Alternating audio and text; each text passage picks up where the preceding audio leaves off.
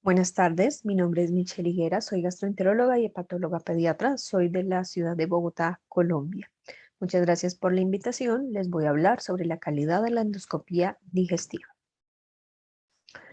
Para empezar, hablaremos qué es calidad de la atención. Según la Organización Mundial de la Salud, es el grado en que los servicios de la salud para las personas y los grupos de población incrementan la probabilidad de alcanzar resultados sanitarios deseados y estos se ajustan a conocimientos que sean profesionales basados en datos probatorios.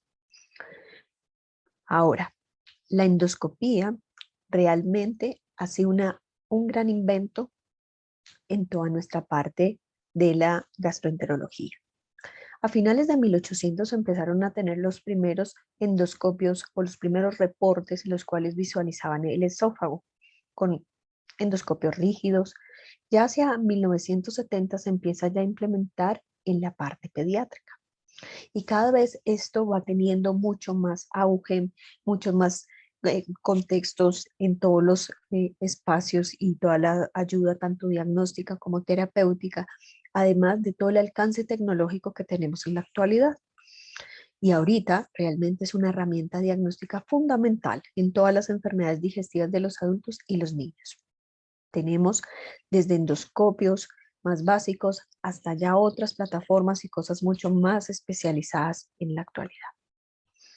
Pero la endoscopía digestiva no solamente es el momento y la toma, es todo un proceso que viene desde el momento que yo le digo a mi paciente que le voy a hacer un procedimiento o a su familiar o acudiente, toda la preparación, el momento en el que llega al hospital, en el que se realiza el posterior al procedimiento, la recuperación y todo esto que nos da un procedimiento que puede denominarse con calidad o que no tenga la suficiente calidad. Esto no es sinónimo solamente de que tenga como el adiestramiento para la realización. Esto tiene muchos más puntos importantes de evaluar y analizar. ¿Y es importante para el endoscopista evaluar la calidad? Realmente sí. En este estudio del 2014, en el cual le preguntaron a los profesionales que se estaban formando como endoscopistas, y realmente para todos era realmente importante y tenían ya como parámetros los cuales siempre intentaban tener en cuenta en sus endoscopías, en sus reportes. ¿Para qué? Porque estábamos ya empezando a implementarles en su rutina indicadores de calidad. Y los servicios de salud vienen con toda una parte de comité de calidad, de acreditación ante instituciones locales, pero también internacionales, en los cuales no solamente es un solo estándar, son realmente diferentes pasos, pero por supuesto la endoscopía digestiva hace parte de estos procedimientos o estos procesos en los cuales se evalúan. Es por eso que existen ya comités específicos para evaluar la acreditación como tal de endoscopía gastrointestinal. Y los indicadores se miden usualmente por una lista que vamos a tener previo, durante y posterior al procedimiento. Y esto nos va a generar una traducción si este es un procedimiento de calidad o no. Y podríamos dividir en tres categorías: la estructura, el proceso y el resultado, estos indicadores. Cuando hablamos de la estructura, hacemos énfasis básicamente a las características de la parte asistencial. El proceso es todo lo que se hace por los pacientes y la habilidad con la que se hace. Y el resultado sería el cambio en la salud que puede ser atribuido a la asistencia recibida y la satisfacción de los pacientes o cuidadores. Como les he repetido, existen tres momentos en los cuales cada uno está ajustado a diferentes indicadores. En los adultos existen indicadores mucho más ya específicos por todos los años que ya vienen llevándonos por delante un poco a la endoscopía pediátrica. Y por supuesto el tamizaje y la evaluación del cáncer es uno de los pilares fundamentales en la endoscopía de adultos. Y por eso un parámetro, por ejemplo, como la tasa de detección de adenomas, sería un indicador de calidad en los procedimientos de adultos. Ahora, cuando nosotros extrapolamos a la edad pediátrica, realmente estos indicadores no se pueden, digamos, extrapolar y no están validados para la edad pediátrica. Es por eso que existe Penguin. ¿Y qué es? Es la red de mejora de la calidad de endoscopía pediátrica, la cual fue realizada por la Sociedad de Gastroenterología y Hepatología Pediátrica Norteamericana y Europea, sacando un consenso, unos indicadores mucho más claros y establecidos para nosotros, los endoscopistas pediátricos. Hablaremos de los indicadores. En el preprocedimiento, datos como la fecha del procedimiento, la identificación del paciente, el responsable del procedimiento, la edad, el género, antecedentes relevantes patológicos, quirúrgicos. Importante también la indicación, si realmente está de acuerdo con las guías científicas avaladas o los estándares que tenemos en la actualidad. También las recomendaciones previas que se hizo al procedimiento. Y si estamos hablando de una colonoscopía, por supuesto, la preparación, la dieta, el tiempo, el esquema, la tolerancia que hubo a este procedimiento, el tiempo de ayuno y también toda la parte de la documentación de la carta de asentimiento o consentimiento según sea el grupo de edad. Existen procedimientos múltiples ya que realizamos en la endoscopía. Entonces tenemos endoscopía alta, colonoscopía y también terapéutica como polipectomía, escleroterapia y otra cantidad. Por supuesto, los que más se hacen con frecuencia es la endoscopía superior y la colonoscopía. Y realmente en esto, pues es donde más tenemos también muchos más eh, indicadores o mucho más específico de lo que tenemos que realizar. Las indicaciones de la endoscopía realmente son variadas según el consenso que evaluemos, por ejemplo, el norteamericano o el de ESPEGAN, el europeo, pues tenemos algunas indicaciones que las denominaremos diagnósticas y otras ya terapéuticas. Entonces, por ejemplo, diagnósticas, un paciente que tenga disfagia, que tenga pérdida de peso, que tenga una anemia no explicable, y ya terapéuticas como la extracción de un cuerpo extraño, la dilatación y otros tipos de procedimientos. Y bueno, vino COVID en el cual nos cambió la vida. Y estas indicaciones también empezaron a cambiar y ya tuvimos fue unas prioridades para la realización de estos procedimientos, por supuesto, con calidad y seguridad para el endoscopista, para el grupo y para el paciente. Ya ahorita estamos en una parte de COVID distinto a lo que vivimos en 2020, 2021, en lo cual de algún modo ahorita ya está volviendo un poco a lo que llamábamos la normalidad o la nueva normalidad en la cual ya estamos priorizando o estamos más bien implementando las indicaciones pasadas. Bien, en Penguin entonces hacen énfasis en varias cosas. Uno, listas de verificación, las cuales nos van a ser de mucha ayuda. Estas listas de verificación nos van a ayudar para verificar qué es el paciente, para que tengamos todos los datos de los endoscopios, la confirmación del procedimiento, el consentimiento, vamos haciendo un checklist. También verificando si hay una necesidad de una profilaxis antibiótica, de una transfusión, de cómo se hizo la sedación o toda esta parte. Y además, si están todos presentes, tanto el profesional y el equipo o los equipos que se necesiten dentro de la sala de endoscopía. Existe cada vez evaluando, por ejemplo, el tiempo de ayuno. Nosotros en pediatría también el tiempo de ayuno y todo esto ha cambiado. Por ejemplo, si tiene solo lactancia, si es un nene que ya tiene, por ejemplo, alimentación complementaria y todo esto para qué, para tener como una mejor seguridad y además satisfacción en el paciente. Por ejemplo, podemos tener que en otros, por ejemplo, este estudio en el cual evaluaron poca hora de ayuno y si realmente podría ser segura o no. Obviamente no es como el mensaje que lo hagamos así, sino que cada vez se busca mejorar para tener obviamente menos ayunos prolongados y menos también como efectos no digamos que los padres por lo menos tienen mayor angustia por todo este tiempo de espera. Bien, ahora intraprocedimiento. Entonces tenemos varios parámetros. Dentro de esto muy importante recalcaré la calidad de la preparación de la colonoscopía, el detalle del toma de las biopsias y, por ejemplo, si se hacen los protocolos según la patología que estemos evaluando, es decir, por ejemplo, en esófago de Barrett, si estamos ante una sospecha de una enfermedad celíaca, si estamos ante el estudio de Helicobacter pylori, si realmente se hace la cantidad de tomas en los lugares que se hace y la fotodocumentación. También en el procedimiento tendremos que evaluar si necesitamos antibióticos profilácticos, también la vía de administración, la comodidad y por supuesto también, bueno, el tiempo del procedimiento y si estamos haciendo toda la utilización de la terminología y las escalas relacionadas con la enfermedad que estemos evaluando. Ok, la limpieza del colon. ¿Qué pasa cuando tenemos una colonoscopia con una preparación inadecuada? Uno, tenemos más riesgo de eventos adversos. Dos, podemos tener una mayor duración del mismo. Podemos no ver un pólipo o una lesión. Vamos a tener una peor tolerancia. No vamos a tener una buena cantidad o más, no, una tasa de intubación se cae al menos. Y algo, probablemente nos toque repetir la colonoscopia porque realmente no se pudo evaluar. Por ejemplo, en este estudio, describen que el 20 y el 30% de las colonoscopías incompletas fueron consecuencias de una inadecuada limpieza. Estamos hablando casi un tercio de los procedimientos realmente tocaría entonces volver a hacerlos.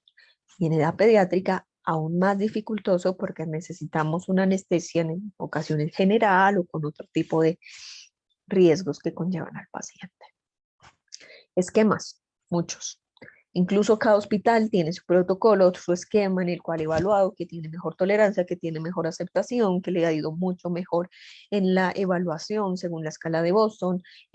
Todo esto realmente. Entonces podríamos tener, por ejemplo, uno utilizando, por ejemplo, polietilenglicol y otro con otros medicamentos que se ajusten.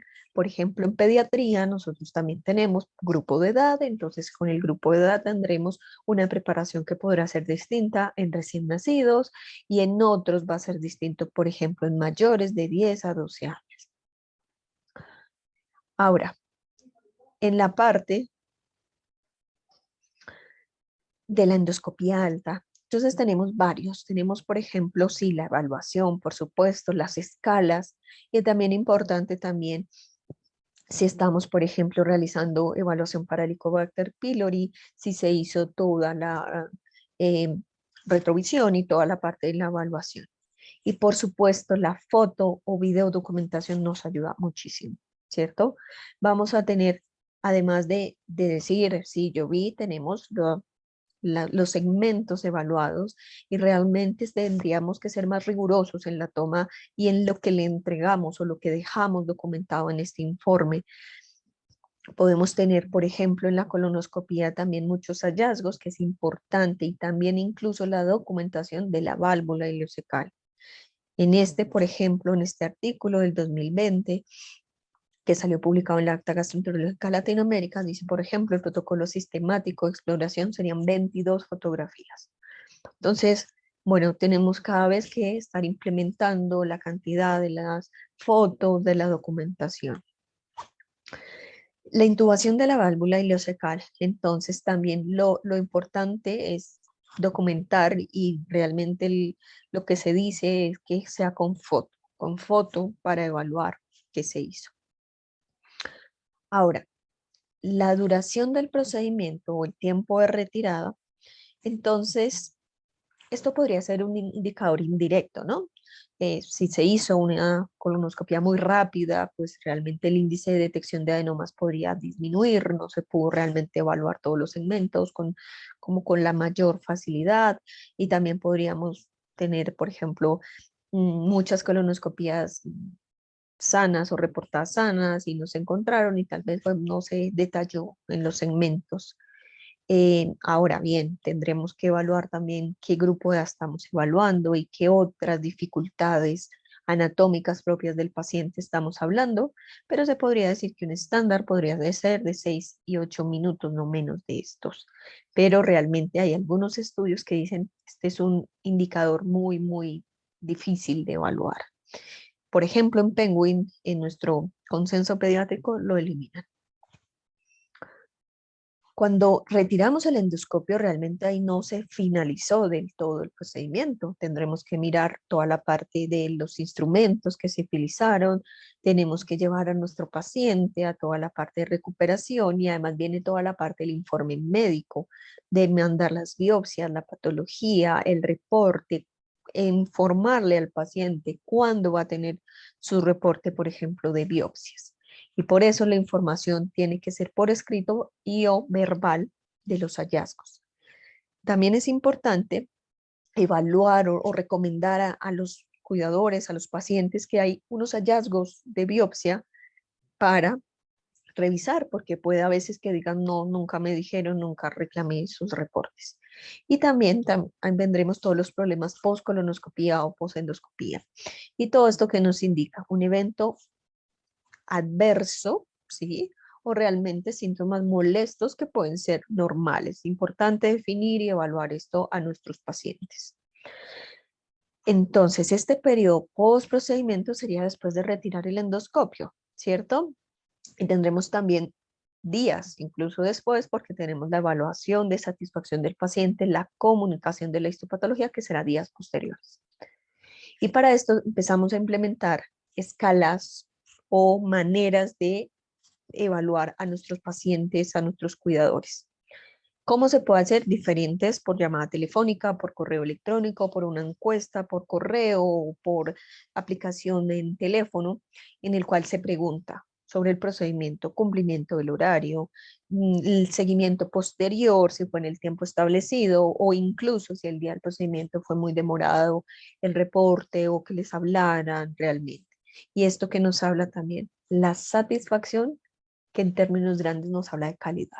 Un procedimiento puede ser técnicamente excelente, pero si no hubo una calidad adecuada, el paciente dirá o el cuidador dirá que fue malo, porque no le explicaron, porque el reporte no se lo dieron adecuadamente, porque cuando fue a buscar las biopsias les dijeron que no estaban, que se habían, bueno, mil situaciones que pueden presentarse.